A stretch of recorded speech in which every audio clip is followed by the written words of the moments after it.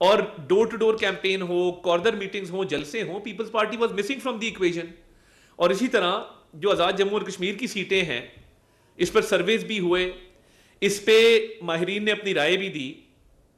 تو کیمپین بہت اچھے طریقے سے چلی، جلسے مسلم لیگ نون نے بھی کیے، پیپلز پارٹی نے بھی کیے. تو میں یہ سمجھتا ہوں کہ یہ جو نوک جھوک ہے بالکل یہ چلتی ہے، جمہوریت کا حصہ ہے، سیاسی نظام کا حصہ ہے.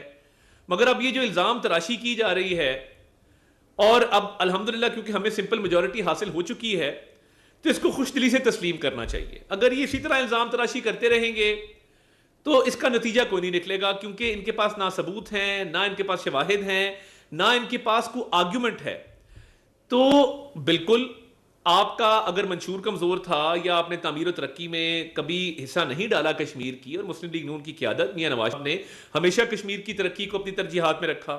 شہباز شریف صاحب وہاں پہ دانش اسکول بنا رہے ہیں، ہائی ویز بنا رہے ہیں، کنٹریبیوٹ کر رہے ہیں ٹورڈز کشمیر ڈیولپمنٹ.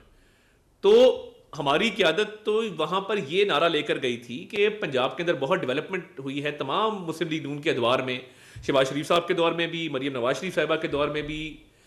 تو آپ کے منشور میں کیا تھا؟ کون سے ایسے پروجیکٹس تھے جو آپ نے اپنے صوبے میں اپنی حکومت کے ذریعے ایگزیکیوٹ کیے، جو آپ نے کہا کہ جی یہ تعمیر و ترقی ہم یہاں پر بھی کریں گے؟ تو دیکھیے، یہ عوامی فلاح و بہبود، عوامی خدمت، تعمیر و ترقی، یہ منشور تھا، یہ ہمارا ویژن تھا جس پر لوگوں نے ووٹ دیا. اور الیکشن کیمپین بھی کسی کی سپیریئر ہوتی، کسی کی نہیں ہوتی.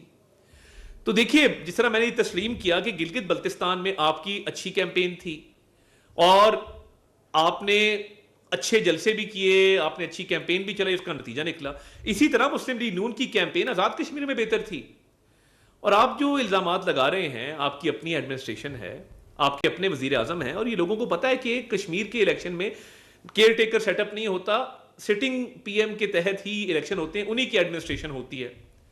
تو دیکھیے، آپ اگر اپنے آپ پہ الزام لگا رہے ہیں تو میں اس پہ کہہ کچھ نہیں سکتا. آپ کا وزیر اعظم ہو، آپ کی اپنی حکومت ہو، اور پھر آپ الزام لگائیں اور پھر کہیں 2024 میں بھی یہ ہوا تھا. تو میں یہ سمجھتا ہوں کہ یہ افسوسناک ہے. ان نتائج کو خوش دلی سے تسلیم کریں اور آگے بڑھیں. یہی جمہوری عمل کا تقاضا ہے اور یہی پولیٹیکل پروسیس کے تحت ہوتا ہے. الزام برائے الزام، تنقید برائے تنقید، ثبوتوں کا نہ ہونا اور ایک پولیٹیکل ریٹرک کریٹ کرنا، لوگوں کو پتا ہے کہ تعمیر و ترقی کس نے کی ہے اور وقت ضائع کس نے کیا ہے. تو آگے بڑھیں اور جمہوری پروسیس کو، سیاسی عمل کو کشمیر میں آگے بڑھائیں. بہت شکریہ.